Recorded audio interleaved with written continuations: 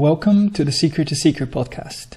I'm your host Simeon, and I'm here to bring you monthly conversations on the spiritual journey with some of the world's most experienced seekers.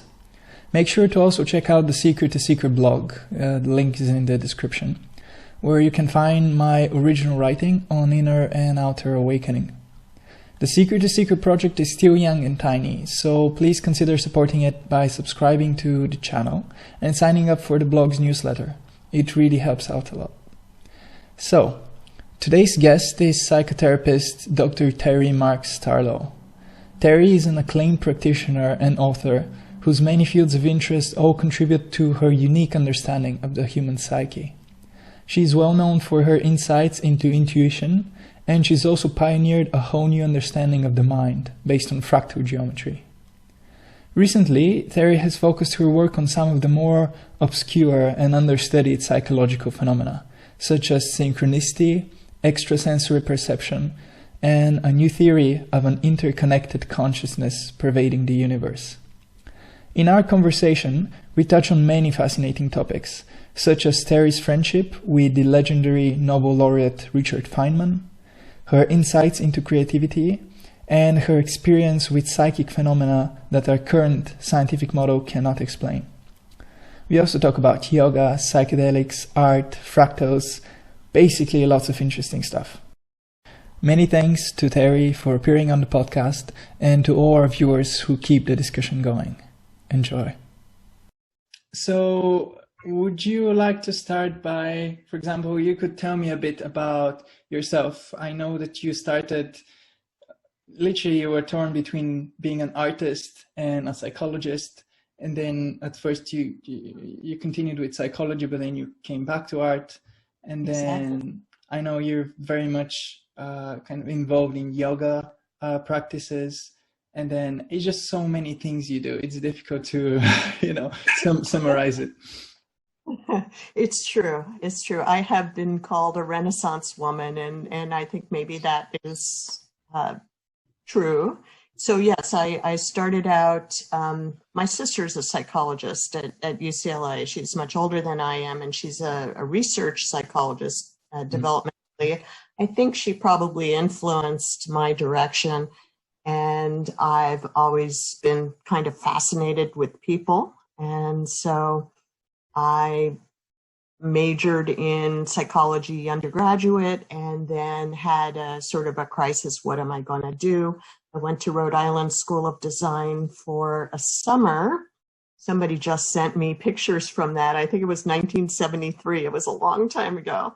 And I tried to figure out, should I be an artist? And decided that while it's really fun to be an artist, I was afraid that I wouldn't be able to support myself, that it was too lonely, and most damagingly, that I didn't have enough talent, which of course is a bad way to think about art. But that sent me into psychology, where I have been in private practice for 35 years and really love it. And I guess in a way, I've been focusing on psychology as an art, clinical practice as an art. And a lot of my clinical writing is in clinical intuition. And I have been pressing the edges of that in many ways. But I think that intuition is really the art of psychotherapy. But meanwhile, I've circled back around to the arts through psychotherapy, and I've illustrated all of my books. And then the fractal geometry direction is so visual, as you know, it's so highly visual that I started out by illustrating because I thought I needed images and they didn't exist. So once I switched over to thinking about art as a communication style instead of art as a way of broadcasting talent, then I was fine to do it. And so I've been doing art ever since, and I've been really pushing that side of things in multiple ways. I've had a figure drawing, had a model come to my house once a month, and doing figure drawing and doing a little playing with showing in galleries. And then I also have curated for the last 8 years psychotherapist art. And so we've had major exhibitions, and some of them, it's been international in the last few years. Of course, now in the COVID climate, we can't do that anymore, and the joy is drained out of me for not being able to do it in person. So on to other artistic things. Right now I'm working on a graphic novel or a comic book with a psychoanalyst in New York City, and it's about trauma and resolution, trauma and recovery, and I'm doing the illustrations, which is perfect for this environment. So yes, the arts have been with me, and are getting ever stronger as I get more confident that this is not about talent at all. It's about expression, and it's about making the unconscious conscious in various ways. I'm loving working on this comic book, though. It's really fun. Yeah, well, I bet. But one thing I noticed about your art is that it is literally, as you say, it's a form of communication, really. So, for example, I know that you have delved very deeply into fractals and you've applied them to the psyche. And at first, I didn't really get how you can apply, a figure, a drawing to, the way we think. But then I saw your drawings of, for example, a woman dreaming of her partner, dreaming of her. And then you have a person sitting inside the brain of a person who has another person sitting in their brain. And so then this immediately brought me to reflections that I've had myself, for example, during meditation. When during meditation, you notice yourself, noticing yourself. Yes. And then your images like instantly brought that back to basically in a flash. I saw what you mean by fractal being applied. Yeah. That gratifies me so deeply, because to have the image itself communicate without needing the words is great. And you're definitely talking about the recursive quality of fractals, and absolutely, the self watching the self watching the self. Of course, Dr. Seuss did it. The bee watcher, the one bee watcher watching the next, watching the next, watching the next. He anticipated fractals. His children's books are filled with fractals. And I have this theory that Dr. Seuss's books came out just when all of the people who are involved in contemporary nonlinear science were growing up. So Mandelbrot would have been a kid reading Dr. Seuss, and I have a feeling that it's sort of art usually precedes science, and I suspect that this seeded the brains of chaos theorists and fractal geometers and this sort of thing. It's very interesting. Sorry? Yeah, I was going to say that from a developmental point of view, images are deeper and developmentally earlier than words. And so to hear that you got it like that just by seeing is fabulous. Yeah. Also, there's another thing in what you just said, because I had the extreme privilege of working with Cecil Baumann, who used to be friends with Mandelbrot. And they used to talk about like the time when Mandelbrot came up with fractals. And then Mandelbrot, Cecil told me this, Mandelbrot explaining his discovery of fractals, he was talking about a tapestry in his grandparents' house or something of the sort. And then one day he was sitting looking at this tapestry, and it just clicked for him. From that image, it clicked for him that this is a different kind of image. It's not just, it's a different kind of geometry. And then this in a flash led to the discovery of fractals. So it's literally what you're saying. The image preceded the rationalization of what was being perceived. That's really interesting, because I thought that he discovered fractals temporally first in noise in telephone lines, that the pattern of noise there, but maybe that's not true. Maybe he discovered it visually and then found it there later. Yeah, well, I hadn't heard of this, the telephone thing, but I guess as with every great discovery, there's many theories of how it was discovered, but then again, it just manifested itself through some way or another. But yeah, that is very, very, very interesting. Yeah, and that I'm sure your story is the origin story. I'm trying to remember where I think I read that maybe in Gleick's Chaos book, or I can't remember where I read that about the noise being the pattern of the noise, but that gives me a lot of pleasure to think it was visual first, and it was the image of an art piece that for him. Yeah. Are you aware also that one of the other art forms that I have done with the fractals is the libretto to an opera? Do you know that piece of the story? It's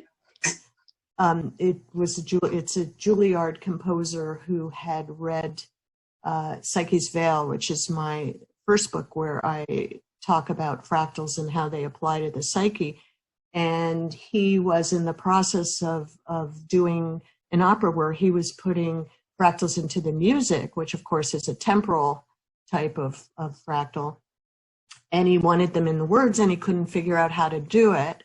So he had read the book, and he contacted me and asked me if I would do this. And I had no idea how to do it when he asked, but I thought, this is totally out of my field. And so if I can't do it, if I fail, no one will know.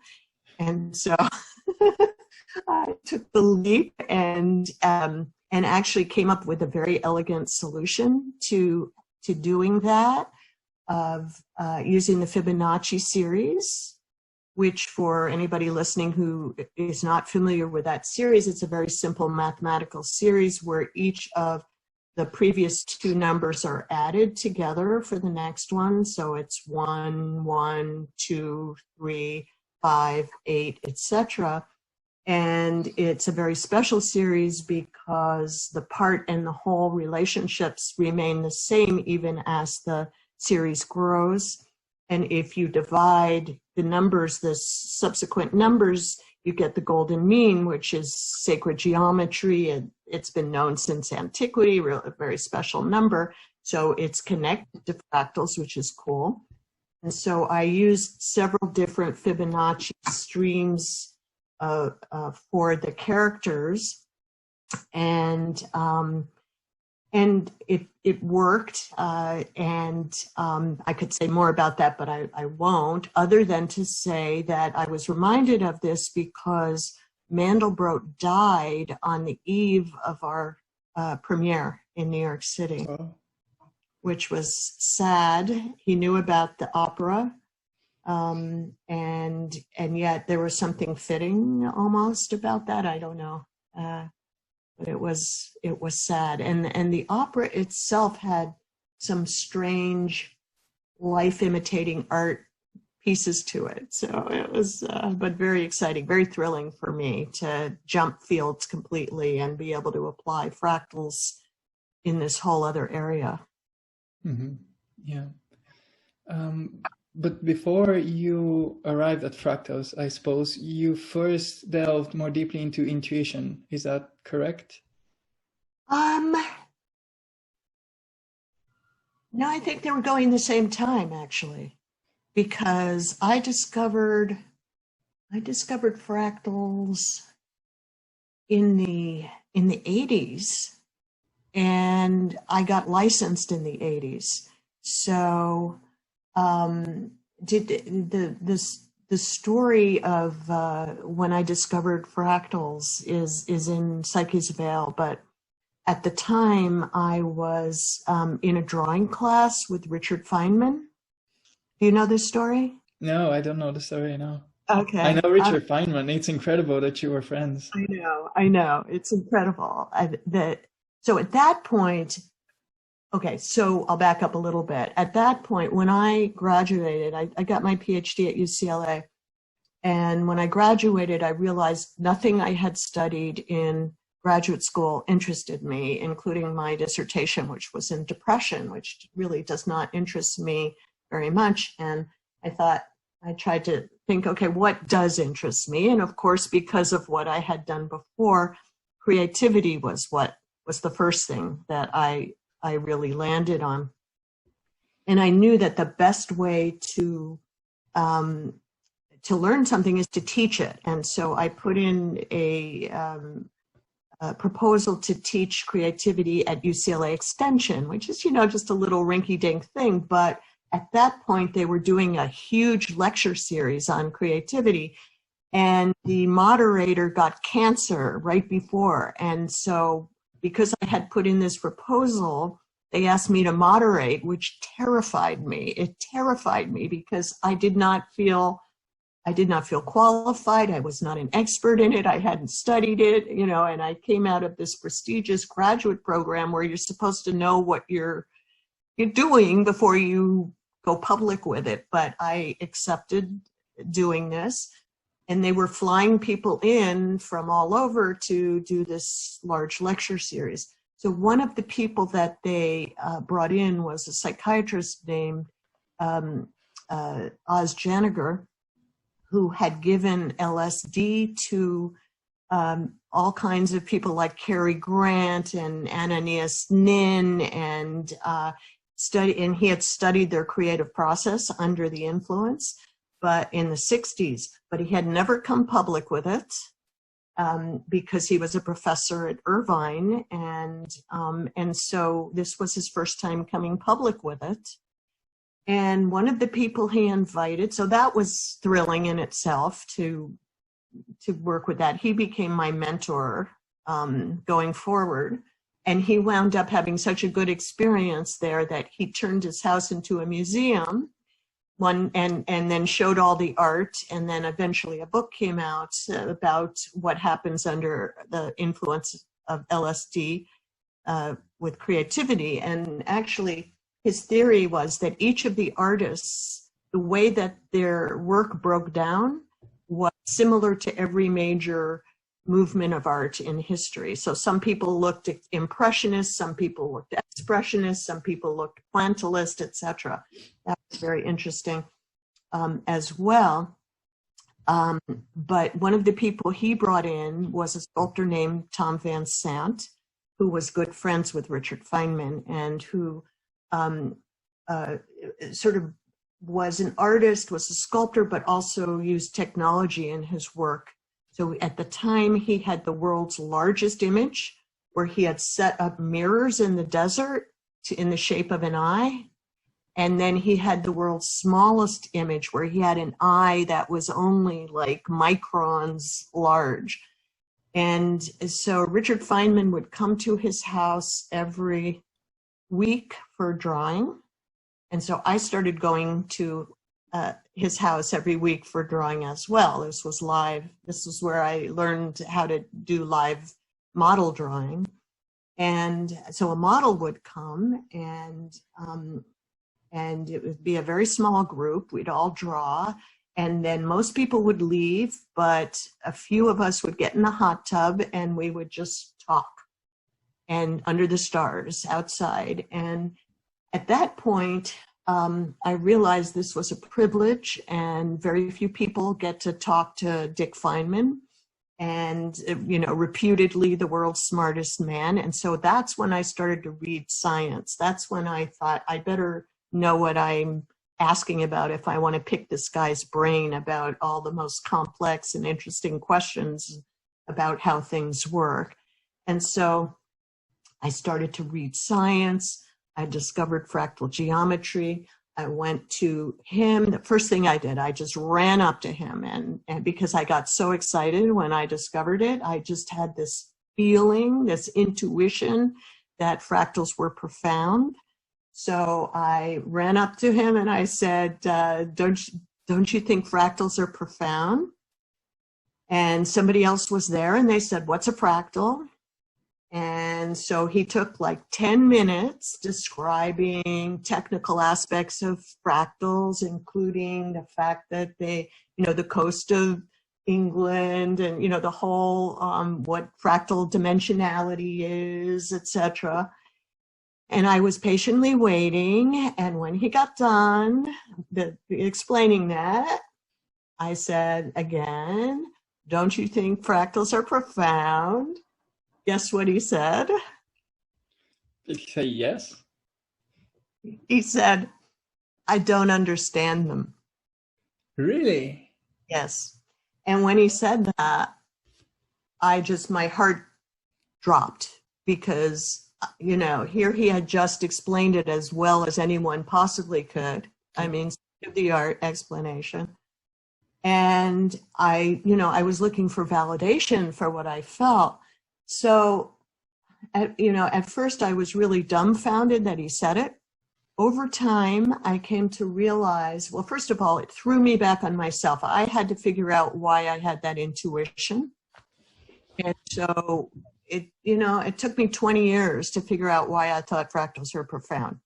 I think I have it now. And my fractal epistemology book, kind of captures it because I really feel much more of a deep understanding, even though I too still feel like I don't understand them, and yet I feel like I understand them much better. But the other piece of that as a psychologist was so interesting to me was the fact that the smartest man in the world could give a state-of-the-art explanation of this brand new form of geometry and then say he doesn't understand them.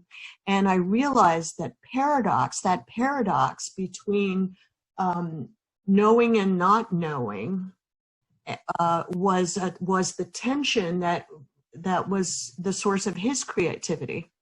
And he reputedly reinvented physics because he started over. And I think that that paradoxical element is also part of fractals. It's very deep inside of fractals, all of these paradoxes, things being open and closed at the same time, things being finite and infinite at the same time, bounded and unbounded. So not only is paradox central to fractal geometry, including even discovering fractal dimensionality, which solved an apparent paradox. But in the psyche, I think paradox is at the heart of everything. I think it's at the heart of the psyche. I think it's at the heart of the universe. So over time, I came to appreciate what he said. But boy, when he said it, it really got me upset. It's a great story. It's also, I'm very interested in Feynman because one of my best friends, he majors in physics in Cambridge. So he's like really into this. And yes. A few years ago, when he was just starting his education there, he would talk about Einstein and Bohr and like all of these other scientists. But then the more time he spent with physics, the more he started to talk to me about Feynman, like Feynman this, Feynman that. And like in the end, every time we meet, he's like, you have to read Feynman's autobiography or biography, I can't remember. And like last time we met, he told me that they spent the last year at Cambridge studying and basically understanding an equation that Feynman did, which is the basis of Feynman's work. And they spent a year trying to decode what it means and how they can use it. And so yes, he was an incredible mind. Yes, and he was a real trickster figure. On top of being an incredible physicist and very smart, he was just a really interesting guy. And if you've read, what's it called? Sorry, You Must Be Joking, or all the books about his the tricks he would play, just fascinating. Bongo being, doing the bongo drums, or pretending he could speak a foreign language to other people and getting other people to pretend they understood him, or picking the locks at Los Alamos to show that the security was bad. I mean, he was a real boy, and which I love too. I'm really into that sort of trickster type of personality. Mm-hmm. And with your experience in psychotherapy, is there anything particular that you have noticed about his way of thinking in his mind that you think contributed to his great achievements and insight? Well, first of all, he hated psychologists. Oh. He hated psychologists. Because he didn't think it was a real science. But I right away think I understood his personality, and so I was able to sidestep that with him. Because one of the most important things, and this isn't so much what contributed to his science, but just his personality, and probably fits with how he approached the science as well, where he leveled everything out so much. But I think that beginner's mind thing is really what was so instrumental in his science. But anybody who fawned over him, like if someone wandered into class, like one day Peter Falk, you know who he was, the actor Peter Falk, famous probably because you're not American. He did Columbo. He was a character named Columbo, and he in various movies, etc. But he's a famous actor. He wandered in. He found out about the class, but he was too fawning over Feynman. He was, and so Dick was like batting him away, and he got so flustered. And then when we went into the hot tub, he made him like massage my feet. It was a very humiliating for him. And so he got so flustered, he left and forgot all of his art supplies. He just left everything there, bolted away, and never came back. But I think that attitude of not taking anything for granted, not taking any hierarchy for granted or authority for granted, is the essence of beginner's mind, which of course is a yoga concept as well. And I think he did that in all walks of life. He just didn't want to be treated special in any way. He didn't want to give interviews. He didn't want to be put on a pedestal. And I think he didn't want to take for granted other authorities himself. And that probably contributed to his being able to invent a kind of physics. I also think he felt he didn't understand why his Feynman diagrams work. And that was part of it as well. So I think he didn't feel like he understood his own work fully. I'm not positive about that because I'm less up on, I know what he did a bit, but I'm not a physicist at all. And so, that's not my area of expertise, but I think the beginner's mind thing was really big. Mm-hmm. Well, and when he drew, he never drew the model's body. He only drew the model's face, and every model that he looked at, he saw his first wife in. He was drawing his first wife, who he loved deeply. And I don't know if you know the story of her, but she had tuberculosis when he was at Los Alamos. I think he was the youngest member of the team there when they were developing the bomb. And she was in an asylum, a tuberculosis asylum out there. And I think he married her just before she died, and knowing she was going to die. And he was so deeply in love with her that he told me, and I guess it was confidential, but I think now it's okay to, say it publicly, that he just kept seeing her face in every single model. Wow. Romantic story. Wow. Oh yeah, it does sound like was a lot of depth in his character, as one would think. And also when you talk about him not being completely sure of how his Feynman diagrams work or something of the sort, it does remind me of what great artists are like, or not even necessarily any of the greats. Any good artist, I think, when you ask them, oh, why did you do this? Like, what was your intention with this? If they try to talk about it, the work always gets smaller than it actually is when you just see it Yes. for what it is. Yes. Well, words really fall short in capturing anything complex. Yeah. Yeah. There's when you mentioned yoga with Feynman, I wanted to ask you about this because there's a dilemma I've had, which I think you're the ideal person to ask. Basically, through meditation, I've discovered mindfulness and basically clearing the mind and opening up awareness into the present moment. And I haven't done yoga, but I guess that this is part of yoga as well. But then on the side, I've been reading Jung. And to me, Jung is very much about delving into the images of the psyche and kind of gaining insight through this. And so in me, there's been this conflict between clearing up the mind and delving into the depths of the mind.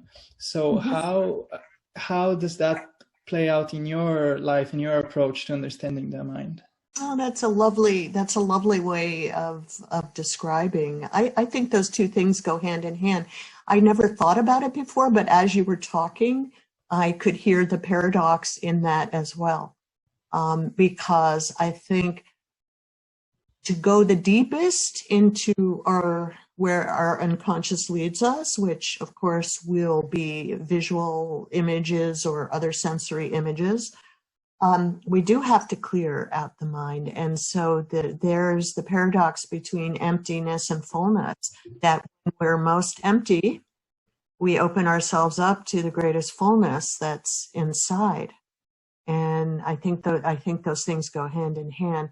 I have definitely shifted with my own art from starting out, because I rendered as a first thing. In fact, this picture here was the first drawing that I did at Rhode Island School of Design.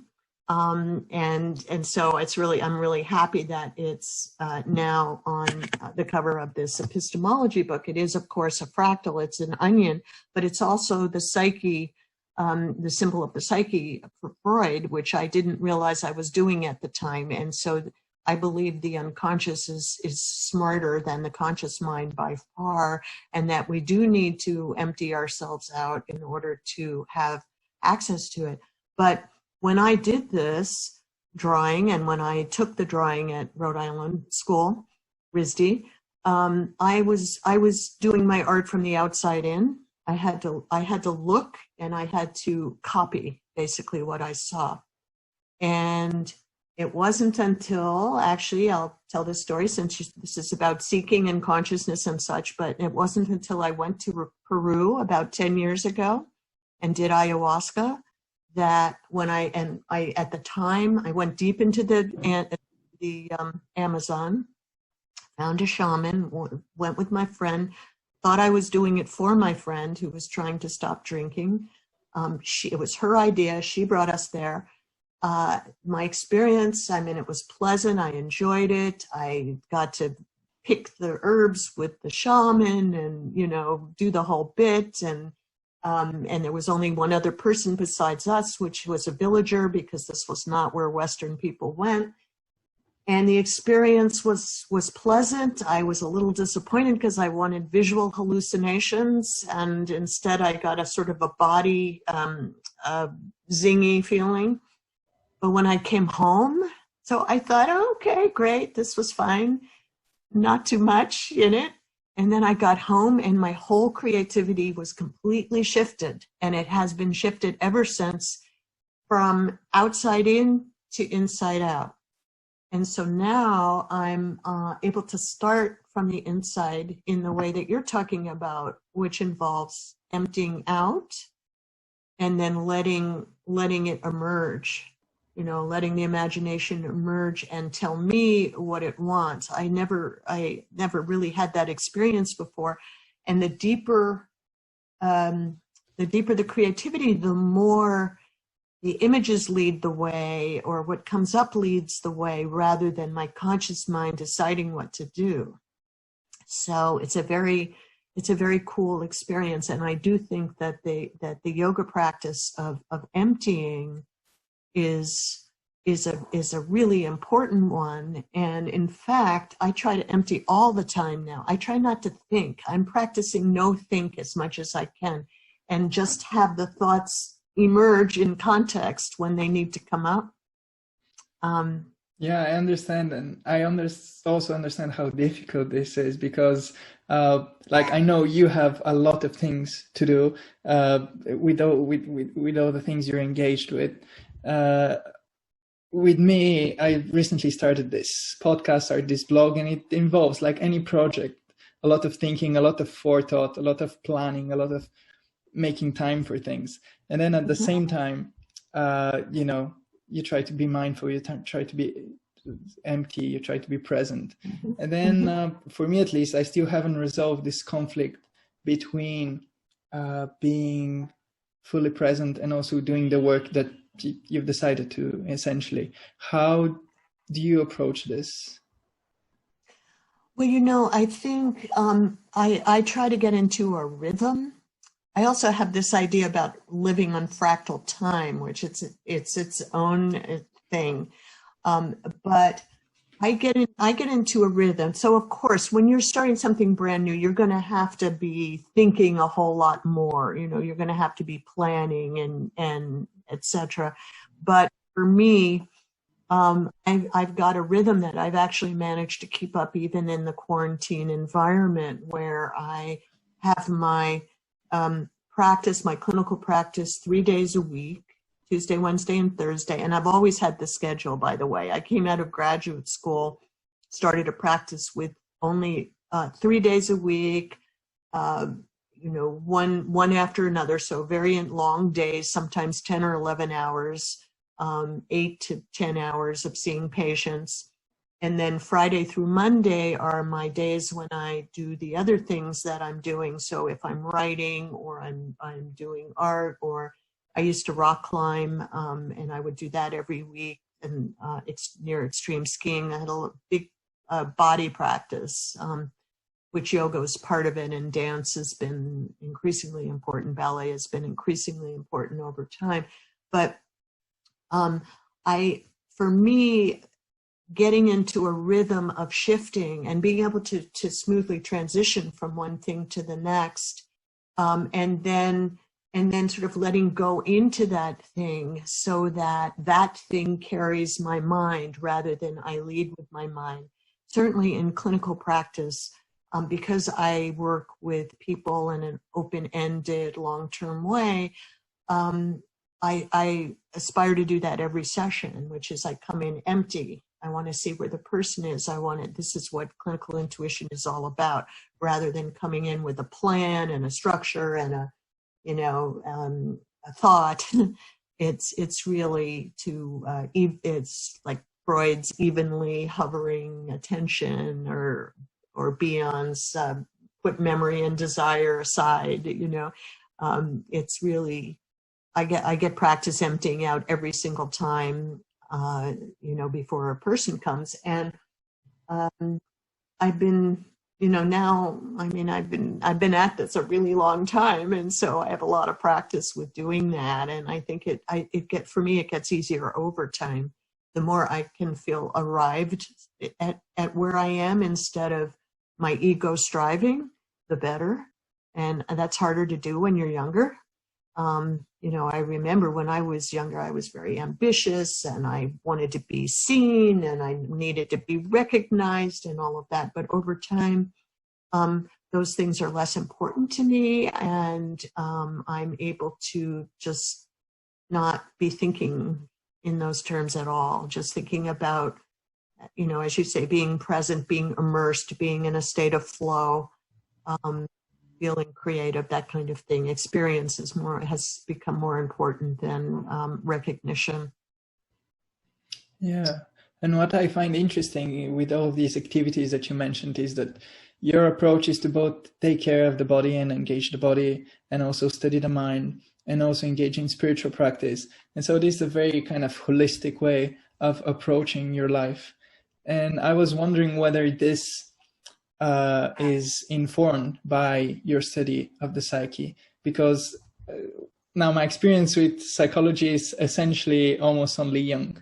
And I know that for Jung, this wholeness of the individual is kind of what almost the end goal is, what somebody would call awakening, another would call union with God, basically this wholeness.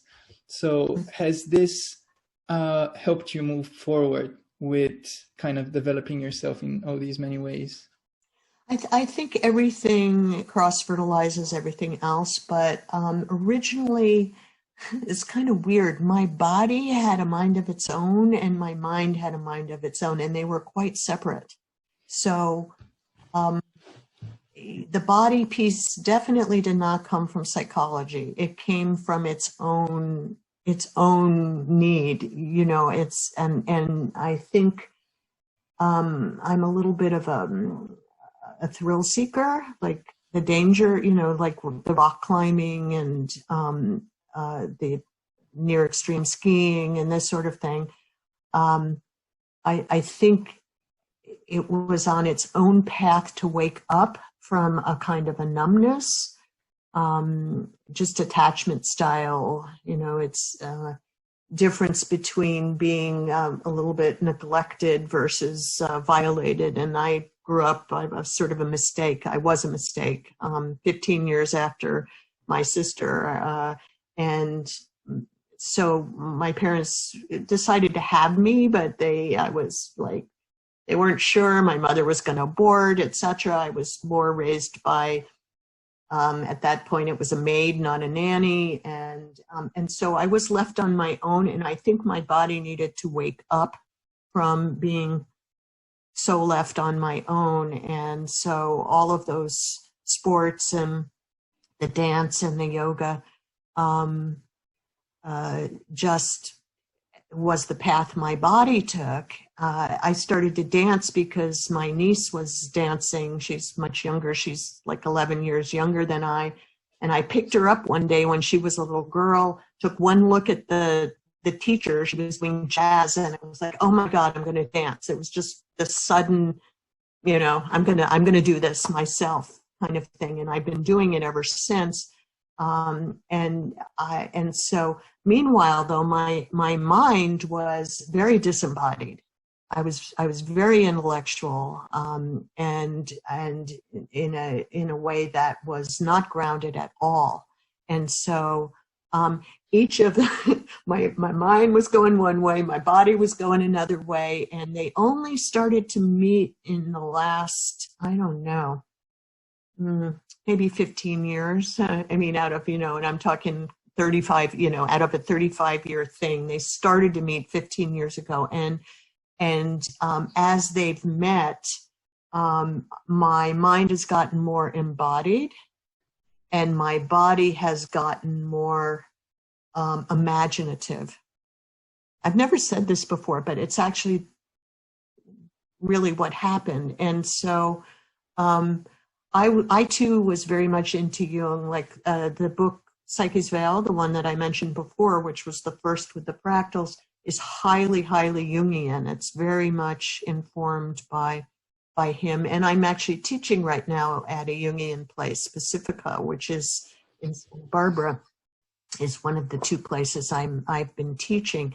So I'm a great lover of Jung, and you're right that it is a focus on wholeness and unity and integration, but it was not that was not informed by his work at all. And I guess I think probably my chakras were sort of working towards each other.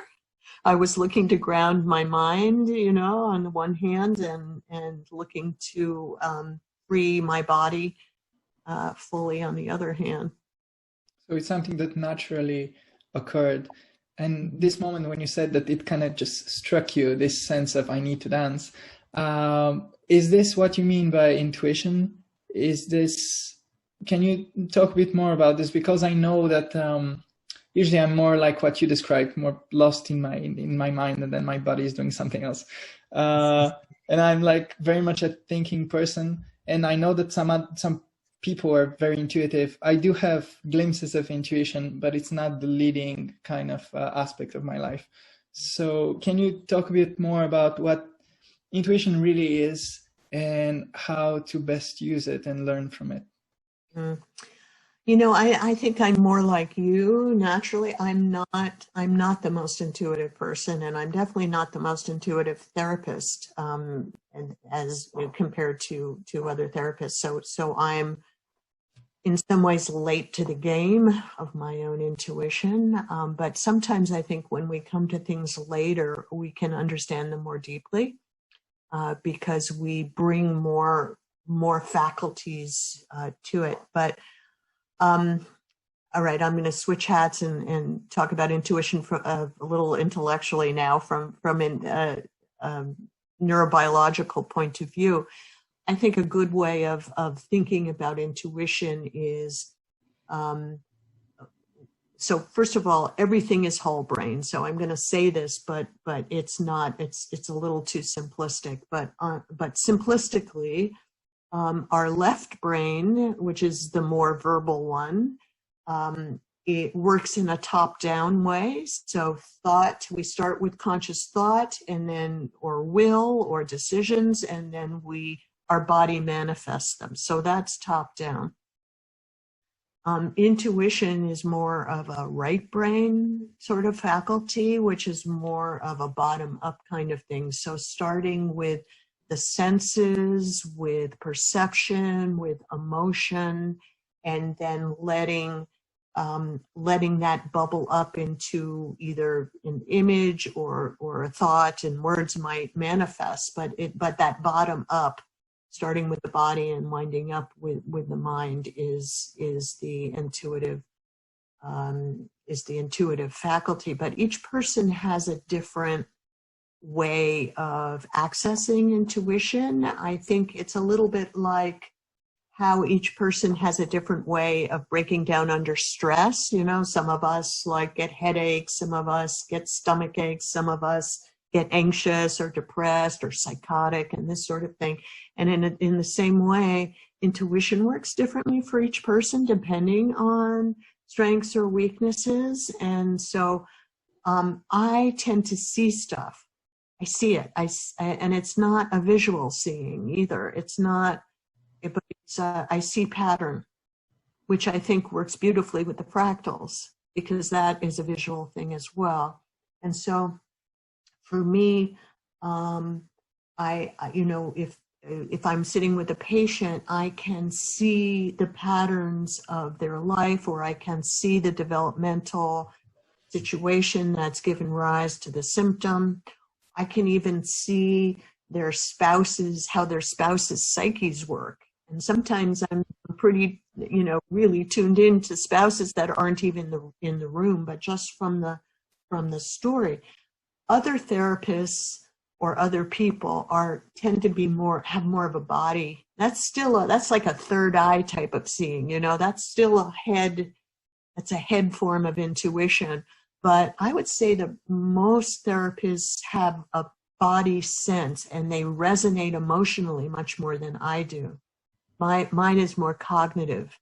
But other therapists are like tuning forks or resonant chambers, where they pick up on what people are feeling, either even unconsciously, what people are feeling. I'm not so good at that. I'm very much tied into what's consciously said, and then what I see based on what's been said. Now, I can read things under the surface, but they're more cognitive guesses than they are emotional knowing. And, I tell patients that I'm not that empathic a lot, because I can be insensitive on that scale compared to these people that are so resonant and so tuned in emotionally. But the good news is, because my style is more head-driven and sight-driven, I don't burn out. I don't get compassion fatigue. And so I'm as fresh, 35 years, or more fresh than I was, as a student, kind of thing, which I'm thankful for, because a lot of people that are highly empathic tend to burn out because they get stuck in the feeling states, and negative feeling states, and high intensity arousal states of the people that they see. So, but I even, when I was writing the book, so the book that I wrote about clinical intuition, the first one is called Clinical Intuition in Psychotherapy, the neurobiology of embodied response. And when I was talking to my colleagues about that, I even, a good friend of mine who was in graduate school with me has an intuition that's musical. He's a pianist, and when he sits with patients, he'll hear music that fits the whatever's going on. So ominous music if something is dangerous, or joyous music if something is happy. And so really, I think it's very idiosyncratic how people experience their intuition. Mm-hmm. I do think it can be cultivated by doing things like you're talking about, emptying the mind and then seeing what arises when the mind is empty. A lot of people can't empty their mind, as you know. It takes a lot of practice and meditation. I don't sit still very well, which is why I like yoga as a moving form of meditation, and dance as a joy factory, as a moving form of meditation as well, and a joy factory. Oh, and there's another piece to that, which I'm in a stage of dance in the same way that I got more integrated, where my mind, my mental processes descended into my body, and my body, came up into my mind. When I dance now, I'm aware of a kind of synesthesia where my body is singing the music. I turn my head off completely. I don't think. My body I use my body to memorize the routine, and then I try to have this feeling of my whole body singing the music, which is great, which automatically integrates. And I think synesthesia is a really cool part of creativity, and a really cool part of intuition as well. Mm-hmm. Highly intuitive people, highly creative people are intuitive in a synesthetic way, however it manifests, and there are many different ways of it manifesting. Now, when you're talking about intuition, I was reminded of the previous guest I actually had on the podcast, Chris Beige. Mm-hmm. And there is a very interesting thing that occurred that you might find interesting. So he's a professor of religion, and then for 30 odd years, he secretly undertook very high dose LSD sessions in order to probe the nature of existence. And then at some point, a certain very weird thing started happening to him. So he would do his lectures, and nobody knows about his experiences. Nobody knew back then outside of himself and his partner. And then he would teach his class and give random examples for certain, things he mentions, as you do when you're lecturing. And then after class, some of his students would stay after the class, and they would approach him almost breaking down in tears, and they would ask him why he would give that example, because this is exactly something that has happened to them very recently, and this is something out of their childhood, something that's very, very precious and even heartbreaking to them. And these things would start happening, and they would, with greater, at a greater rate, the more he delved into this psychedelic state. Yes. And then he would write about the fact that he didn't feel like he was producing this.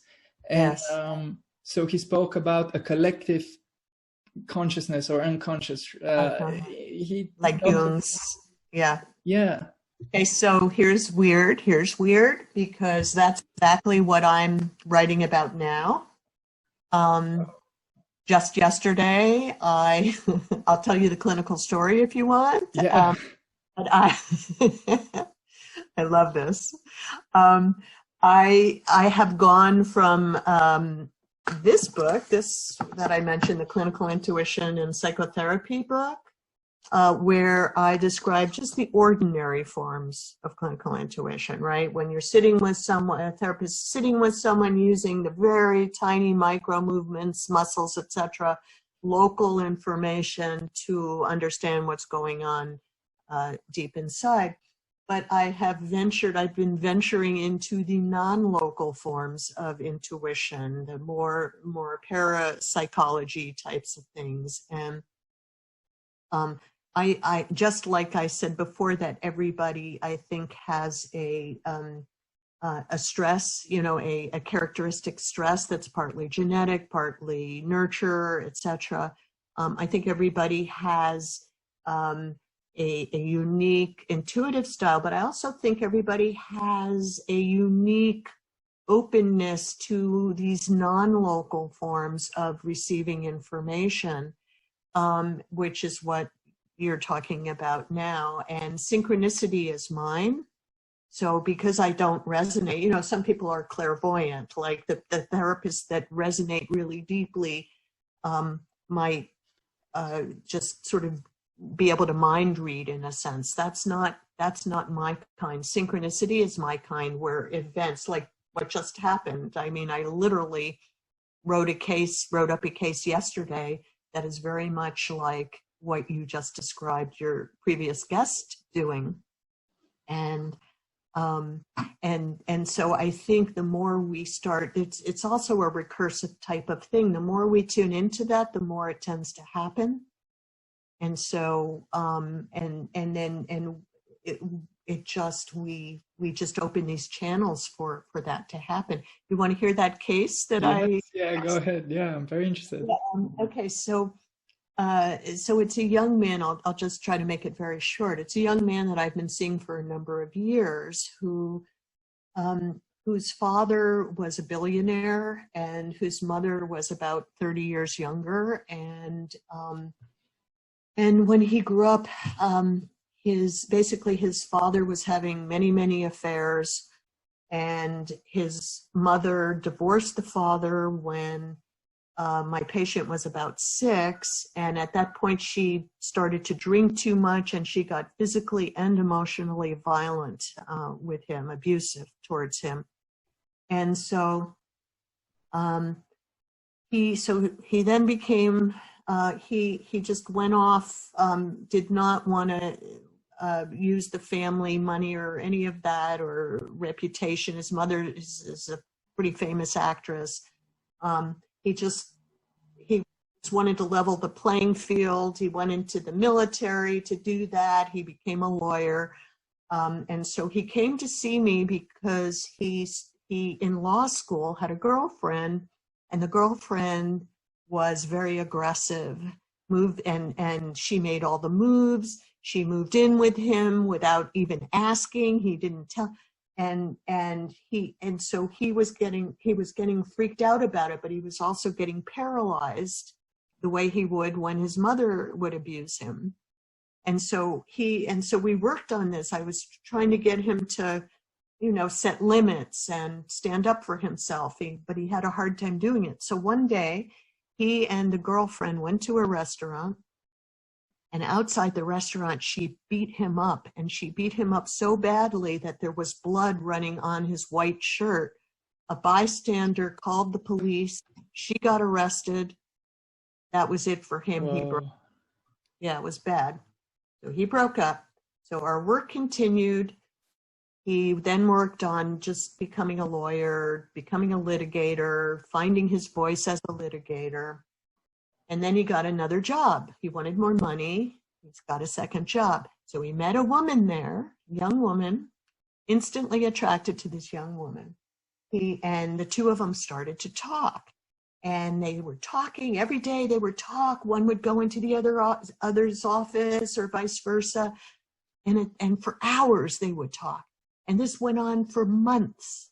And and he never brought it. He never said, "Do you want to go outside?" There was no acknowledgement of what was happening between them. They just kept doing it over and over. So one day he tells me that they were in the office until 2:30 in the morning talking. They didn't stop for dinner. They didn't stop for anything. Wow. And I said to him, "Did you think about saying you want to go out and get something to eat?" And he didn't say it. He said, "No, I didn't think about it." So I went on questioning, like, why aren't you addressing what's going on? And as he was saying, no, I didn't think about it. We were just talking. I had this image come to me of an ostrich with its head in the ground. The bird, the ostrich with the head in the ground. And I shared the image, and he said, "Oh my God, my father used to call himself an ostrich with his intimacy issues with women." Wow. And so that image was so powerful for him because of his father's, and his father had gone on to have so many affairs with younger women, and he would buy them each a house, that he squandered his fortune on these younger women, not dealing with his own intimacy issues, right? And so when I said that, it like changed for this guy. It just, so the next day he asked her out for dinner. They go out for dinner. This was 3 weeks before the quarantine happened. And they did it. They took it outside the office and were able to keep it during the quarantine. Nice. If had not, the timing was unbelievable, because had that not happened, they would have no relationship month after month, because they weren't talking outside. That's incredible. So it was literally an image from his psyche manifesting in your psyche, coming back at him. And it was an intergenerational image, because it was actually started with his father. That's crazy. Yeah. That's crazy. Right. Yeah. Right. So it's a very similar kind of thing that. Chris Beisch, he used to talk about it as, he used to say that, he says that the psyche consciousness is a field. So he talks about different kind of instances of consciousness interact with each other without necessarily me saying anything to you, or even interacting with you in any way. Just you and me standing in the same room under the right conditions, images from my consciousness might pop up into yours. Yes, but I don't believe it's a field. So I and one of the editors of this book, Yaakov Shapiro, have been writing about how to model this non-local form of intuition. We have a couple of papers that we've submitted to psychoanalytic dialogues on varieties of intuition. I mean, that was the original thing. But one of the things that we do that is his whole pet peeve is the idea of consciousness as a field. It can't be a field, because fields, gravitational fields and electrical fields, degrade over distance. And local consciousness does not do that. So what we're doing is modeling it from a quantum perspective, and more as information sharing, and dipping down into like the quantum level, and probably with a self-similar cascade up pattern. But it's not a field. That's one of the metaphors that complicates things.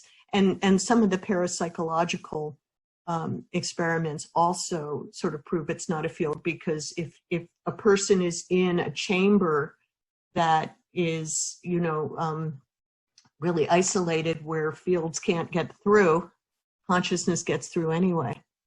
So this thing that you're talking about, that, and in my field, people talk about fields of consciousness as well, or the intersubjective field. I am now talking about it as the intersubjective matrix, that it's an information matrix, because I think information is the deeper level than energy or matter.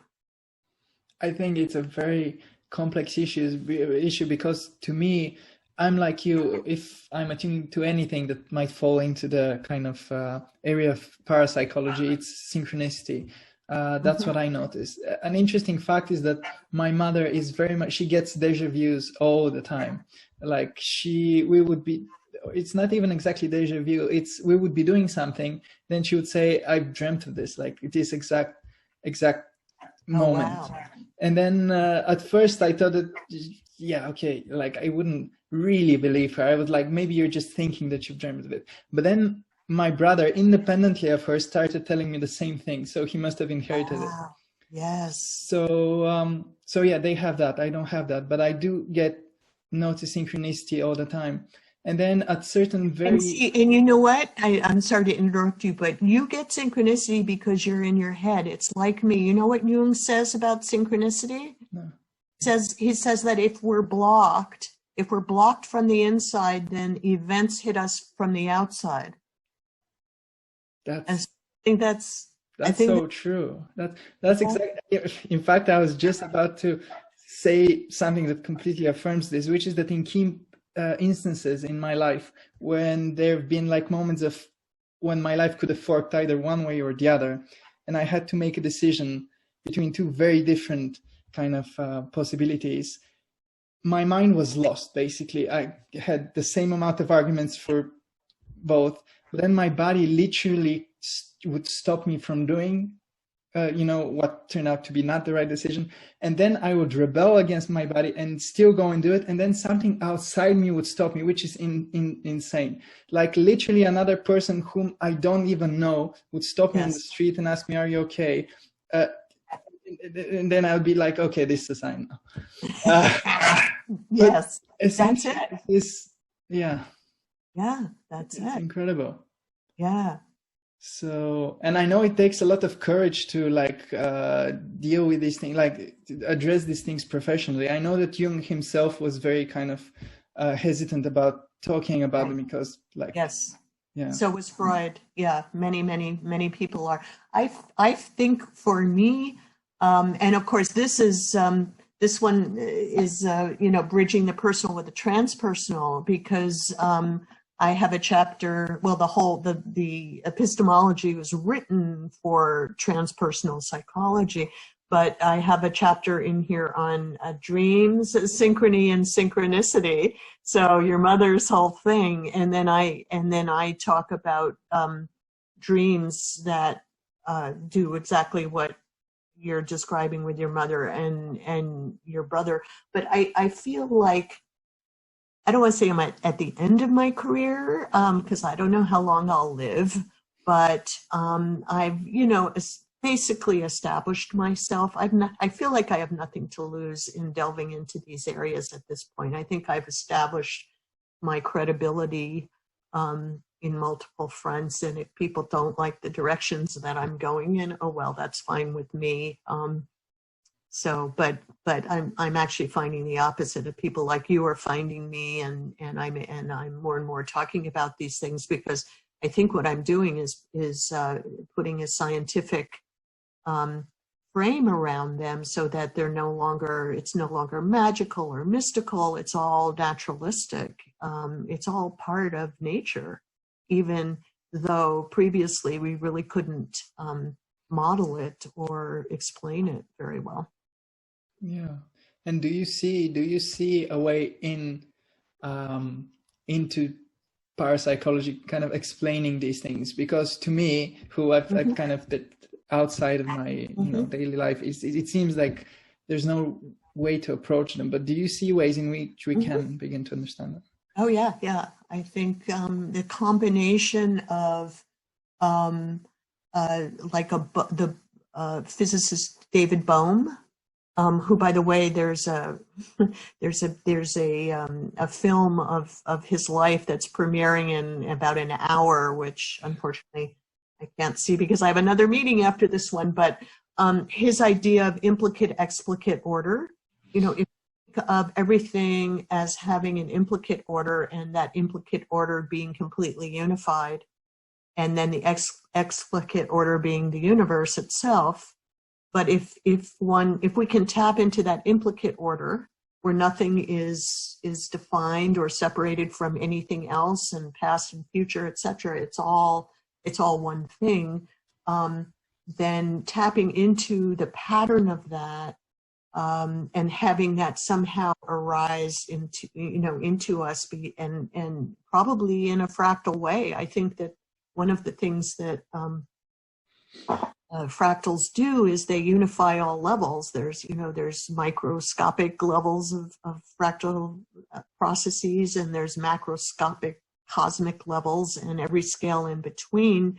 And the cascade up from small to large is one theory about how consciousness can work from a brain process into a subtle energy type of process of the mind, and so the cascading up of a self-similar pattern, that's also the butterfly effect or what have you. But there's a guy named Carl Anderson at Harvard that looks at fetal sheep's brains and REM patterns, which of course is the dreaming state, the REM that all mammals spend most of their time when they're in utero in that state.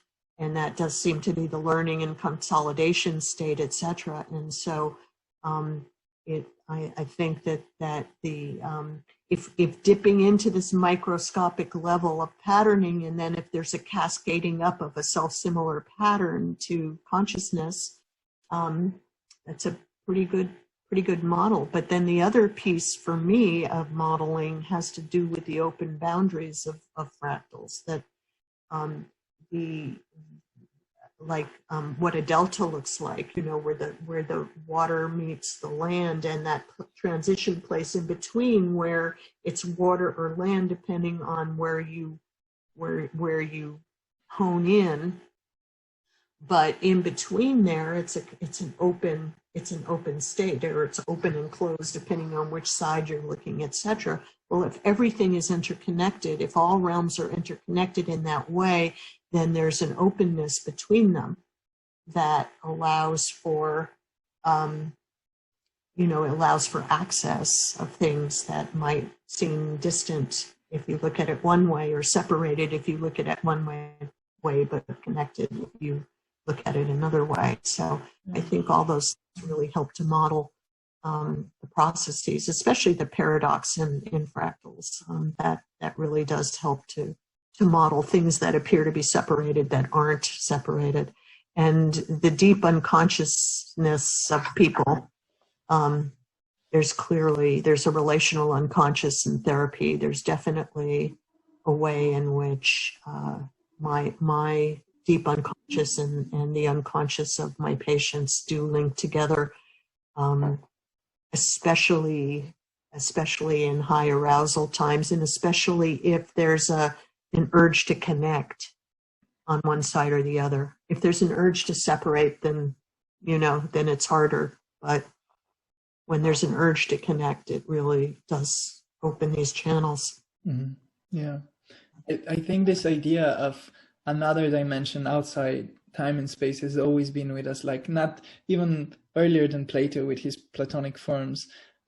Recently, I was reading the mystic Meister Eckhart. I don't know if yes. And I used to read him. Yeah, he's awesome. And like in one of his last sermons that I read, he talks about God, and he talks about God having created the world, whatever, many years ago, and still creating the world at this very moment, and still creating the world 1,000 years in the future. And all of these moments are really one moment, because for God, everything is now. And there is this idea of another thing which kind of oversees time and space, but is completely infuses it entirely. And I think that maybe it's too early to use this approach to understanding these phenomena. But psychedelics, I think, are very promising, because many people come out with stories about having had the psychedelic experience, and then synchronicity suddenly intensifies. And then one of the most famous stories is by Paul Stamets, who is a world-renowned mycologist. And he told this on the Joe Rogan podcast. He told a story of basically a mushroom trip that he had, in which he took a large amount of mushrooms, went to sleep, and then had a vision of something, then forgot the vision. And then a few months later, this exact thing happened in the exact order that he told his dream to his brother after he woke up. Mm-hmm. And yes, this is somebody who's, you know, as established a scientist as he can be. And then he says, I don't care what people say. This happened to me, and I believe mushrooms are a portal to another dimension. Those are his words. Yeah. Yes. So when you talk about another dimension outside of space and time,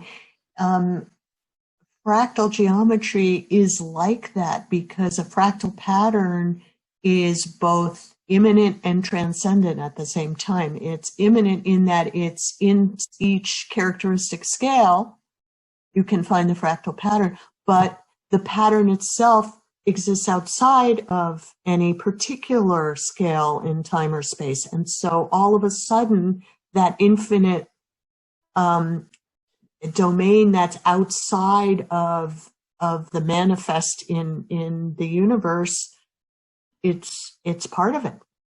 Yeah. And what's crazy about fractals is that they need us to be fractals, because if you don't have a thinking human being and you just have a representation of a fractal, if you zoom in, you know, it has a limit to its scale, and it's not really a fractal if you have a fractal printed out. It's only the mind, after, you know, understanding what a fractal is, that a fractal really becomes a fractal. So Right. The mind has that same infinite potential, endless potential to dive deep the way the computer does if you keep going on a zoom.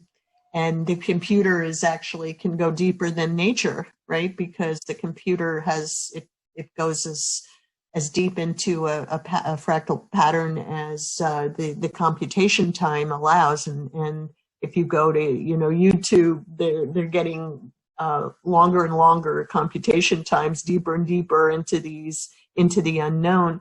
And only the mind can do that, because in reality, fractals in nature have limits, have the Planck's constant at the bottom, and so it's not as infinite. But one of the sort of profound things is that infinite dimension is injected into the finite world.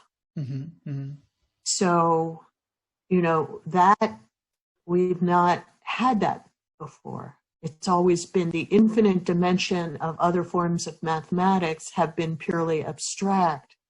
But because this models nature, suddenly the infinite is in between the finite. So if you think of like a shamanic journey, or, you know, that's what the shamans do, is they dip into this infinite space between the finite elements in nature.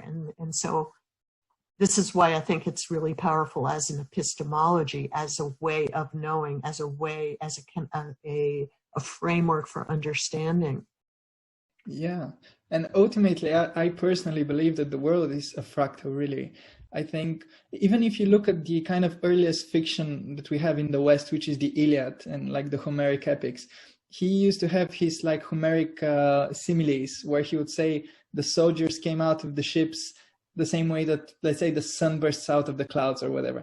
And then you find these like poets and artists and even just regular people in regular conversations keep using metaphors and similes, but there's something, it's not just a superficial kind of comparison. It is true that in life things happen like other things, like things are alike to each other.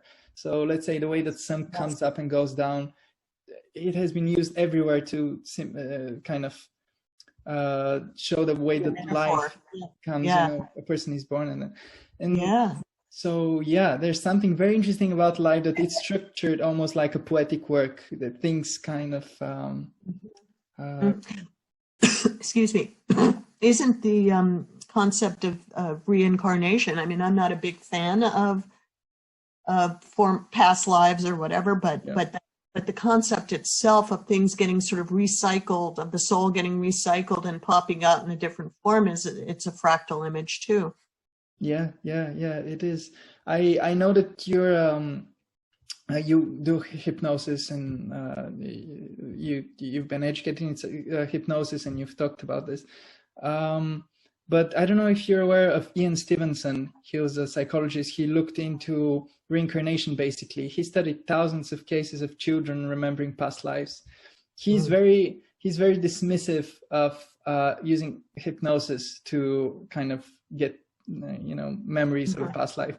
But from the thousands of cases of children that he studied, many of them meet all requirements for scientific rigor and have been published in like scientific journals, and we still don't know what to make of it.